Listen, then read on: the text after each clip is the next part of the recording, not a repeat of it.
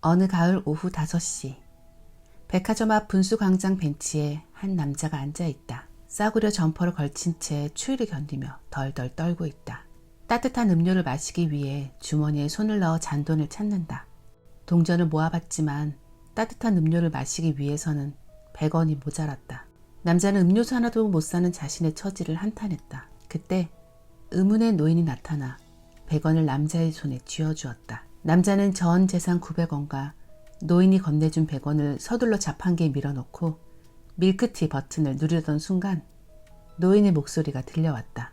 정말 그걸로 할 겁니까? 정말 그걸로 할 거냐는 말입니다. 자판기 앞에 막아서며 노인은 말했다. 그러니까 정말 이걸로 할 텐가? 남자는 고작 100원을 빌려주고 왜 참견이 이렇게 심한 건지 짜증이 나기 시작했다. 혹시 제가 100원을 받았을 때 영감님께 고개를 숙이지 않아서 언짢으신 겁니까? 그렇다면 이렇게 머리를 숙일 테니 이제 그만 봐주시죠. 그렇다면 머리를 좀 더 숙여보게나. 남자는 노인의 말에 당황스러웠지만 까짓것 원하는 대로 다 해주자라는 생각으로 노인에게 고개를 숙였다. 그 순간 자판기가 3단으로 나누어 진열되어 있는 것을 발견했다.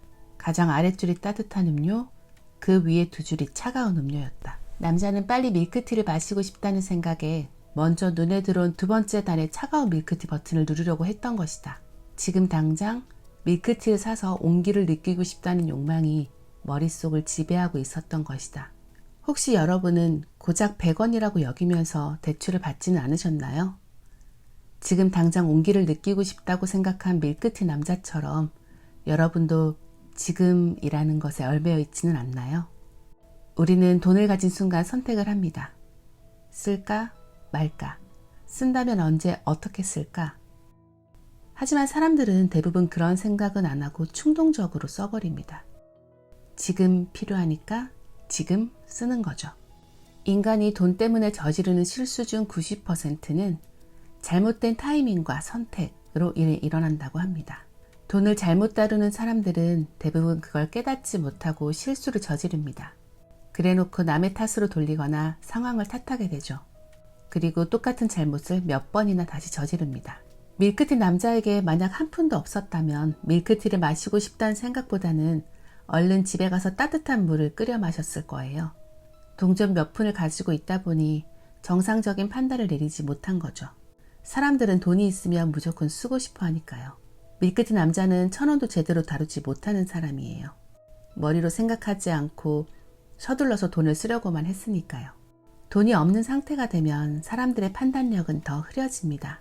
모든 걸 자기에게 유리한 대로 해석하려고 하죠. 사람은 자신과 어울리지 않는 돈을 가지고 있으면 반드시 잘못을 저지르게 된다고 합니다. 미국에서 좋은 성적을 거둔 운동선수 10명 중 6명은 은퇴 후 파산을 한다고 하는데요. 돈이 무엇인지도 모르던 젊은 시절부터 거금을 받아왔고 큰 돈에만 어울리는 행동을 하다 보니 자연히 사치스러운 생활을 했습니다. 하지만 은퇴와 동시에 수입은 끊기고 통장 잔고가 줄어드는 공포를 느끼게 되죠. 현역 시절과 비교도 안 될 정도로 적은 수입과 현역 시절과 똑같은 화려한 생활 사이에서 괴로워합니다. 결국 파산하는 진짜 원인은 그러한 압박감에 머리를 싸매다가 잘못된 투자를 하기 때문입니다. 정신이 제대로 박힌 사람이라면 절대 하지 않을 리스크가 높은 투자를 하고 주변 사람들이 추천하는 대로 비싼 물건을 사대는 거죠. 이처럼 사람에게는 각자 자신이 다룰 수 있는 돈의 크기가 있습니다. 그 돈의 크기를 초과하는 돈이 들어오면 마치 한 푼도 없을 때처럼 여유가 없어지고 정상적인 판단을 내리지 못하게 되는 거죠. 돈을 다루는 능력은 많이 다루는 경험을 통해서만 키울 수 있습니다. 처음에는 작게 그리고 점점 크게. 많은 사람들은 어른이 되어 분별력이 생기면 돈을 다룰 수 있다고 착각을 합니다. 분별력과 돈을 다루는 건 별개인데 말이죠. 10억 원을 가져본 적이 없는 사람이 실제로 10억 원을 갖게 되면 절대 자신이 상상하는 대로 되지 않는 거죠. 복권 당첨된 후에 인생이 나락으로 떨어진 사람들의 이야기 많이 들어보셨을 거예요. 복권이 당첨되기까지 그런 돈을 갖게 된 상황을 상상해 본 적은 있어도 실제로 가져본 적은 없으니까요. 실제로 그만한 돈을 손에 넣으면 돈을 쓰는 감각이 아니라 돈에 휘둘리는 감각이 커집니다. 돈은 그 사람을 비추는 거울입니다. 부자의 그릇 작가 이즈미 마사토는 이 말의 돈의 본질을 가장 잘 드러내는 말이라고 이야기합니다.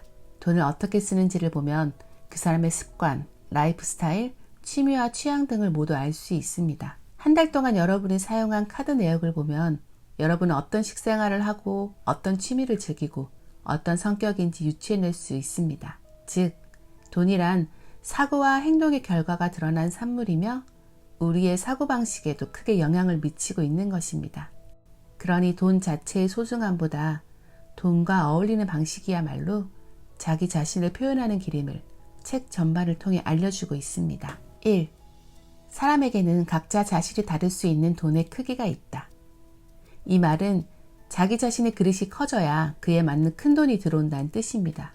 그릇이 크지 않다면 어쩌다 우연히 큰 돈이 들어왔다 해도 언젠가 모두 나가버린다는 거죠. 신기하게도 돈은 그만한 그릇을 가진 사람에게 모여듭니다. 10억 원의 그릇을 가진 사람에게는 10억 원, 1억 원의 그릇을 가진 사람에게는 1억 원이 모이게 됩니다. 2. 우리는 돈의 지배를 받고 있다. 돈의 많고 적음에 따라 사회적 지위가 결정되고 돈에 대한 지나친 집착으로 가족애나 우정이 깨지는 두려움, 돈을 얼마나 소유하는지에 따라 인생이 결정되고 그릇된 방향으로 향할 수 있다는 무서움, 돈보다 중요한 것은 전혀 보이지 않게 되는 공포. 그것들이 모두 이 한마디에 담겨 있습니다. 3. 실패란 결단을 내린 사람만이 얻을 수 있다. 일반적으로 실패란 단순히 돈이 줄었음을 가리키지만 거기에서 얻을 수 있는 경험의 가치는 아주 크다는 메시지를 담고 있습니다. 실패를 하고 싶지 않다고 생각하는 사람들 대부분은 내가 가진 돈을 줄어들게 하고 싶지 않다는 생각에 사로잡혀 있습니다. 그들이 두려워하는 것은 실패가 아니라 돈인 것입니다. 즉, 이미 그 인생은 돈 때문에 도전하지 못하는 인생이 되어 있음을 뜻합니다.